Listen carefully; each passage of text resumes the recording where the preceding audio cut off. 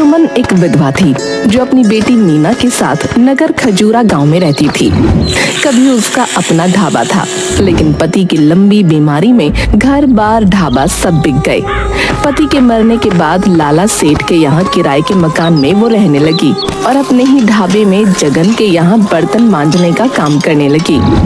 देखो सुमन भाभी, मुझे रोज रोज पैसों के लिए बोलना अच्छा नहीं लगता। 4 महीने हो गए तुमने किराया नहीं दिया। अगर 3 दिन में किराया नहीं मिला तो तुम दोनों माँ बेटी को घर से निकाल के ताला लगा दूंगा, बता रहा हूँ। ऐसा मत करना लाला भैया, हम माँ बेटी कहाँ जाएंगे? तुम तो जानते हो जगन को, वो 5 महीने से पैसा नहीं दे रहा है। कहता है कि ढाबे में घाटा चल रहा है, जबकि ढाबे में ग्राहक भरे रहते हैं। मुझे तुम्हारे ढाबे और उसके मालिक जगन से कुछ लेना देना नहीं है। मुझे तो मेरे मकान के किराए से मतलब है, बस। लाला सेठ के जाने के बाद माँ, अब क्या होगा? हम लोग कहाँ रहेंगे? सब ठीक हो जाएगा बिटिया, भगवान कुछ न कुछ जरूर सोचे होंगे हम लोगों के लिए। ठीक है बेटी, मैं जाती हूँ ढाबे पर, नहीं तो जगन चिल्लाएगा मुझ पर। सुमन जैसे ही घर से निकली उसे बिलुआ मिल गया।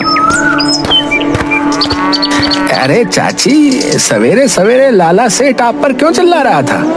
अरे 4 महीने से मकान का किराया नहीं दिए हैं, इसलिए बोला है कि अगर 3 दिन में पैसा नहीं मिला तो वो मकान में ताला लगा देगा। तो पैसे क्यों नहीं दे देती? कहाँ से दूं पैसा? 5 महीने से जगन ने पैसा नहीं दिया है। घर का खर्च तो जैसे तैसे चल रहा है। 10,000 रुपए कर्ज हो गए हैं, पता नहीं कैसे चुकाएंगे। अगर आप कहो तो मैं आपकी मदद कर सकता हूँ। अरे इस समय मुझे पैसों की सख्त जरूरत है, कहीं से मुझे पैसे दिला दो तो बहुत मेहरबानी होगी। ठीक है, मैं होशियार सिंह से बात कर शाम को पैसे दिलवा दूंगा। सुमन वहाँ से ढाबे पर पहुँचती है।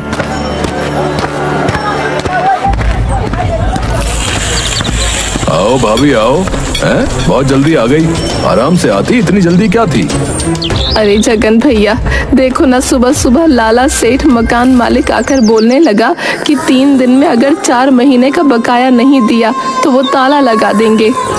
अरे तो आप मेरे ढाबे में ताला लगाने में क्यों जुटी हो? आधे ग्राहक तो लौट गए। ताला मैं क्यों लगवाऊंगी? अलबत्ता तुमने मेरा 5 महीने का वेतन नहीं दिया है, जिस कारण मेरे घर पर ताला लगने की नौबत आ गई है। मुझे मेरे पैसे दे दो, मुझे नहीं करना तुम्हारे पास कोई काम वाम। अरे भाभी, तू तो बुरा मान गई। ले लेना पैसे, मैं कौन सा भागा जा रहा हूँ। अरे आप तो अपने घर के आदमी हो। चलो थोड़े से बर्तन है, उसे मांज दो। मुझे नहीं काम करना तुम्हारे यहाँ, मुझे मेरा पैसा दो। ठीक है, शाम में आकर अपना पैसा ले जाना। सुमन वहाँ से चली जाती है।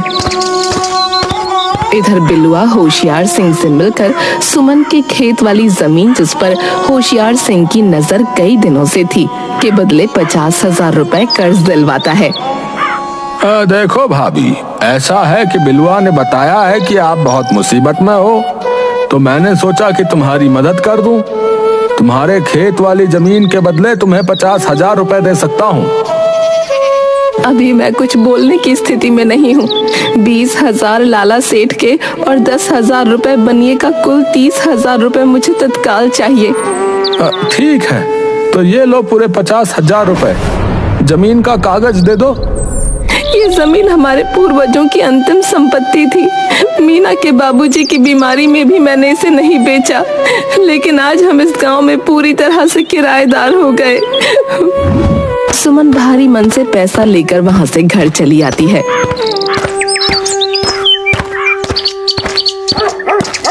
ये लो लाला सेठ, अपना किराए का पैसा, 4 महीने का बकाया और 2 महीने का एडवांस, कुल 30,000 रुपए। इसकी क्या जरूरत थी? मैंने तो ऐसे ही कहा था कि ताला लगा दूंगा। वैसी बात नहीं है लाला, मुझे खुद खराब लगता था। तभी मीना आकर बोलती है, माँ पंडित जी आए हैं। सुमन पंडित जी के पास पहुंचकर, प्रणाम पंडित जी, कहिए कैसे आना हुआ? मीना, जा कुछ पंडित जी के लिए खाने को ले आ। अरे नहीं नहीं, वो मैंने सुना कि तुमने अपनी जमीन होशियार सिंह को बेच दी है और वो उस पर शराब का कारखाना खोलने वाला है।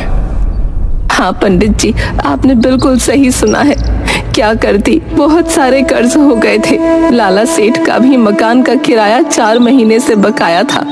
ऊपर से जगन के यहाँ मैंने काम भी छोड़ दिया। मेरे पास और कोई चारा नहीं बचा था।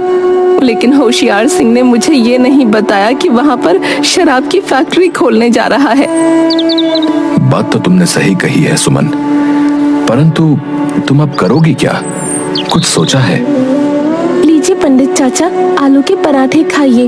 वो क्या है ना, घर में सिर्फ आलू ही थे। अरे बेटी, इसकी क्या जरूरत थी? मैं तो बस यूं ही हालचाल पूछने आ गया था। हम गरीबों से जो बन पड़ा वही खिलाएंगे पंडित जी। अरे वाह, इतना स्वादिष्ट आलू पराठा मैंने जीवन में अभी तक नहीं खाया। मीना, क्या तूने अपने हाथों से पराठे बनाए हैं? हाँ, क्यों? सुमन, मीना के हाथों में इतना अच्छा हुनर है।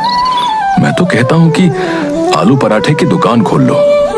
इतना अच्छा हुनर रखते हुए दूसरों के ढाबे पर काम करना कहाँ की अक्लमंदी है। ठीक है पंडित जी, कुछ पैसे बचे हैं, हम आलू पराठे की ही दुकान खोलेंगे। अब ठीक है बेटी, अब मैं चलता हूँ।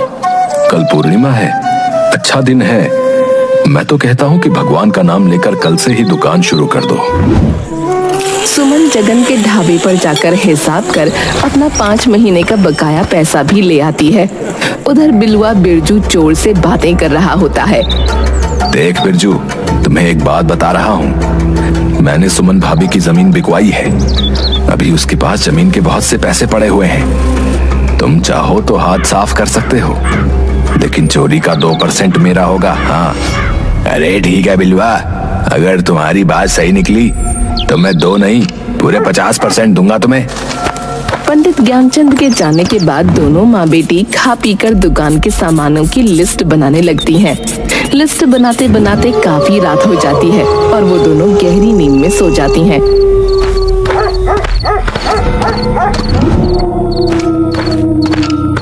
रात में बिरजू सुमन के घर में चोरी कर सारा सामान ले जाता है। सुबह सुबह मीना सुमन को उठाती है। माँ, सुबह हो गई, चल उठ, बाजार जाकर आलू पराठे बनाने के लिए सामान भी लाना है। ठीक है बेटा, ठीक है, चाय पीकर चलते हैं बाजार। तू अंदर से झोला ले आ। मीना झोला लेने जाती है तो देखती है कि बक्सा खुला पड़ा है और सारा सामान बिखरा हुआ है। वो वहीं से चिल्लाती है, माँ, हम बर्बाद हो गए, हमारे यहाँ चोरी हो गई, चोर सारा सामान ले गया, अब क्या होगा? नहीं, ऐसा नहीं हो सकता। भगवान हमारे साथ इतना बड़ा अन्याय कैसे कर सकते हैं? क्या हुआ भाभी, सवेरे सवेरे इतना हल्ला क्यों कर रही हो? क्या बताऊं लाला, हमारे तो नसीब ही छोटे हैं। जो कुछ भी इस गांव में मेरी जमीन बची थी वो बेचकर मैंने कर्ज चुकाया। सोचा कि एक दुकान खोलकर जीवन काट लूंगी, लेकिन कल रात चोरों ने सारा सामान और पैसे चुरा लिए। ओहो, बहुत बुरा हुआ आपके साथ। रो नहीं भाभी, सब ठीक हो जाएगा। चोरी की खबर सुनकर ज्ञानचंद भी वहां पहुंचते हैं। लाला ठीक कह रहा है सुमन, मत रो। जो हुआ सो हो गया, अब आगे की सोच। ये ले कुछ पैसे, जाकर दुकान के लिए सामान ले आ। पंडित जी ठीक कह रहे हैं भाभी। ये लो 10,000 रुपए जो तुमने 2 महीने का एडवांस दिया था, दुकान से कमाई होने पर देना। सुमन और मीना दोनों बाजार जाकर आलू पराठा बनाने के लिए सामान और बर्तन सभी खरीद कर ले आती हैं और आलू पराठे की दुकान खोल लेती हैं। जल्द ही मीना के स्वादिष्ट आलू पराठे पूरे गांव में फेमस हो जाते हैं। राम राम भाभी, तुम्हारी दुकान के आलू पराठों का बड़ा नाम सुना है। आज मेरी बीवी मायके गई हुई है तो सोचा कि क्यों ना भाभी के हाथों का पराठा खाया जाए। आइए आइए सरपंच जी, ये छोटी सी दुकान खोली हूँ। पराठा मैं नहीं, आपकी बेटी मीना बनाती है। मीना बेटी, सरपंच जी को आलू पराठा ला कर दो। प्रणाम सरपंच चाचा, ये लो आपके पराठे। वाह, सचमुच बेजोड़ है। जैसा सुना था उससे कहीं बेहतर पराठा है। कहाँ छुपा कर रखा था इस हुनर को अभी तक? बेटा, अगले रविवार को मंत्री जी आ रहे हैं। वो खाने पीने के बहुत शौकीन हैं। मैं उन्हें ये पराठा खिलाऊंगा।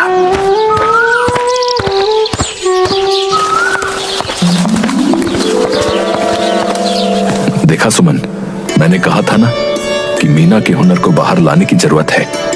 कैसी चल रही है दुकान? बहुत ही अच्छी दुकान चल रही है। सब आपकी कृपा है पंडित जी। अगर ऐसे ही चलता रहा तो जल्द ही अपना मकान बना लेंगे। अगले रविवार को मंत्री जी को लेकर सरपंच आता है। उनके साथ व्यापारी मंगत लाल भी आता है। सचमुच इतना अच्छा आलू पराठा मैंने अपने जीवन काल में अभी तक नहीं खाया। सचमुच लजीज पराठा है। सुमन भाभी, आप हमें पराठे का मसाला बना कर दो। हम उसे पैकेट में बंद कर बाजार में सप्लाई करेंगे। जरूर, मैं कल से ही आलू पराठे का मसाला शहर भिजवा दूंगी। कसम झूले लाल की, पूरे मार्केट में आग लग जाएगी। ये लो, पूरे 2 लाख रुपए एडवांस। जल्द ही मीना के हाथों के बने आलू पराठा मसाले का पैकेट पूरे शहर में छा जाता है। इधर आलू पराठा दुकान के कारण जगन का ढाबा बंद हो जाता है। अरे यार बिल्लू, जब से आलू पराठे की दुकान खुली है मेरी दुकान ही बंद हो गई है। मुझे किसी तरह पराठे की दुकान बंद करवानी है। मेरा नाम है बिलवा, साला पैसे के लिए कुछ भी करेगा। ठीक है, ये ले 50,000 रुपए एडवांस। लेकिन कल ये पराठा मुझे दुकान में नजर नहीं आना चाहिए। आज रात को दुकान का काम तमाम हो जाएगा। रात में बिलुआ पराठा दुकान में आग लगा देता है। सारी दुकान जलकर खाक हो जाती है। सुमन और मीना दोनों माँ बेटी खूब रोती हैं। सरपंच मंत्री जी को कहकर स्पेशल जांच बिठवाता है। जल्द ही पुलिस बिलुआ और जगन को पकड़कर जेल में बंद कर देती है। कोई बात नहीं भाभी, ये लो 5 लाख रुपए एडवांस। फिर से एक शानदार आलू पराठा दुकान यहाँ और शहर में एक साथ खोलनी है। सेठ जी, मैं आपका ये उपकार जिंदगी भर नहीं भूलूंगी। अरे भाभी, उपकार कैसा? 7 दिनों में ये पैसे मैं आलू पराठा बेचकर कमा लूंगा। व्यापारी हूँ, बिना मुनाफे का एक भी पैसा इन्वेस्ट नहीं करता। हाँ। जल्द ही पूरे देश में आलू पराठे का पैकिंग मसाला और पराठा फेमस हो जाता है। सुमन का नगर खजूरा गांव में सबसे बड़ा और खूबसूरत बंगला होता है।